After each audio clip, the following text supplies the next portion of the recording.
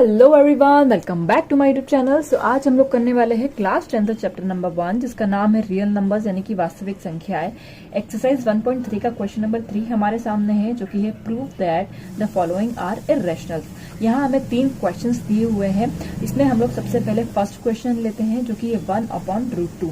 इसमें अगेन हम लोग प्रीवियस क्वेश्चन के जैसे कॉन्ट्रडिक्शन मेथड से सॉल्व करेंगे। कॉन्ट्रडिक्शन में जो भी हमें प्रूव करने के लिए कहा गया है हम लोग उसके जस्ट अपोजिट जो है अज्यूम करेंगे।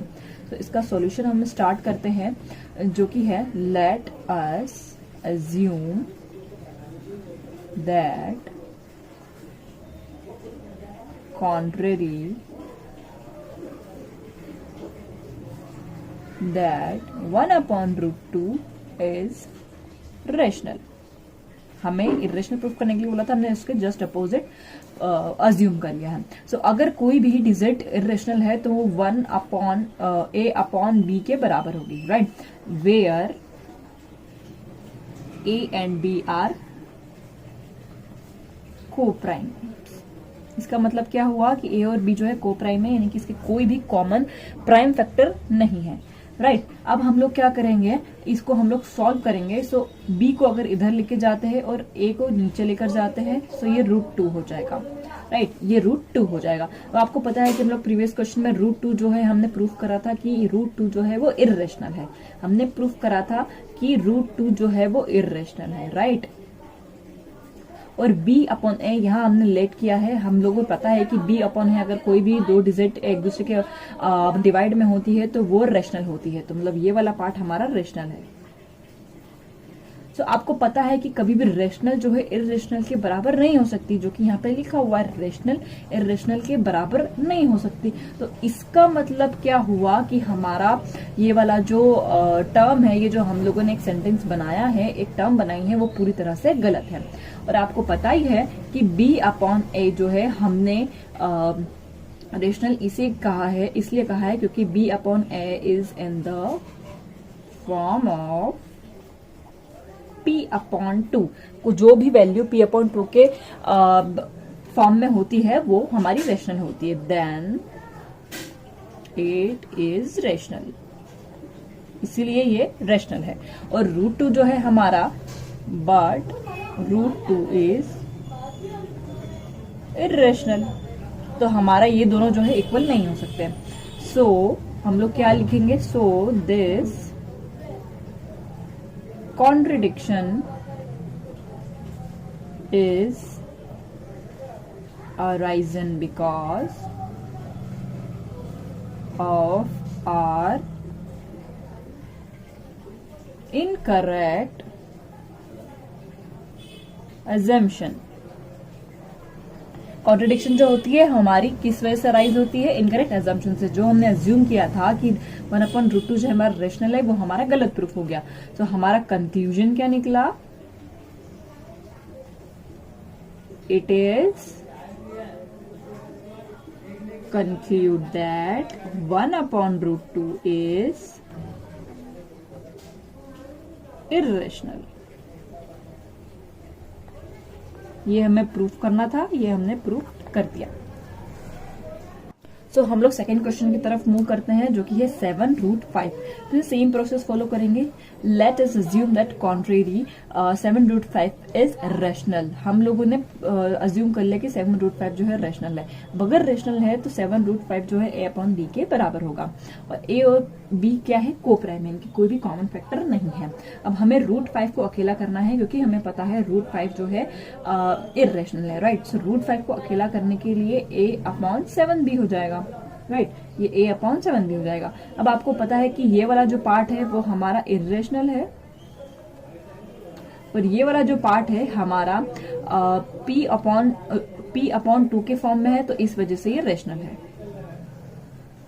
तो इस वजह से इर्रेशनल रेशनल के कभी भी बराबर नहीं हो सकते। सो ये भी हमारे जो है टर्म जो है हम लोगों ने बनाई है, हम लोगों ने लाई है, वो है गलत हो चुकी है। तो हम लोग यहाँ पे पूरी तरह से अच्छे से लिख देते हैं that a/7b is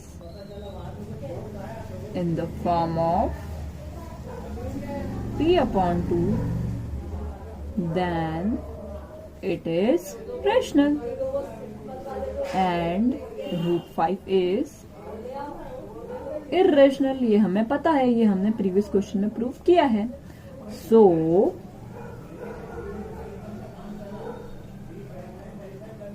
this contradiction is arisen because of our incorrect assumption। जो भी हमने assume किया था वो हमारा गलत है, इस वजह से ये वाली जो प्रॉब्लम है वो अराइज हुई है। तो हमारे कंक्लूजन क्या निकल गया? कंक्लूजन हमारा निकल गया, it is conclude that 7√5 is irrational।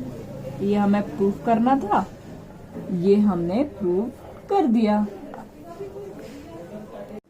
अब हम लोग क्वेश्चन नंबर 3 की तरफ मूव करते हैं, जो कि है 6 + √2। हमें इसमें प्रूव करना है कि ये जो टर्म है, ये जो डिजिट है वो इर्रेशनल है। तो हम लोग इसके जस्ट अपोजिट अज्यूम कर लेंगे, जो कि है let us assume the contrary that 6 + √2 is rational. So अगर कोई टर्म रेशनल है तो वो a/b के बराबर होगी, राइट? जहां पे where a and b are coprime, जहां पे a और b को प्राइम है, यानी कि इनके कोई भी कॉमन फैक्टर नहीं है। सो हमें √2 को जो है अकेला करना है। सो √2 a/b, ये प्लस में है तो इसको इधर ले जाने के लिए ये माइनस में हो जाएगा, तो ये आ जाएगा 6। √2 इज इक्वल टू, यहाँ पे हम लोग एलसीएम लेंगे b का b और ये a आ जाएगा -6b, राइट? ये हमारा आ गया। अब आपको पता है कि √2 जो है इर्रेशनल है, क्योंकि हमने प्रीवियस में सॉल्व किया हुआ है, ये हम जानते हैं। We know that √2 is irrational. और ये वाली जो टर्म है, क्योंकि ये p/2 जैसा है या p/2 के फॉर्म में है, तो ये हमारा रेशनल हो जाएगा। ये वाली टर्म हमारी रेशनल है। तो ये कॉमन सेंस है कि रेशनल जो है कभी भी इर्रेशनल के बराबर नहीं होगा। तो इस वजह से ये जो पूरी टर्म है वो हमारी गलत है। सो हम लोग यहाँ पे लिख सकते हैं कि हमने इसको इर्रेशनल और रेशनल क्यों लिखा है।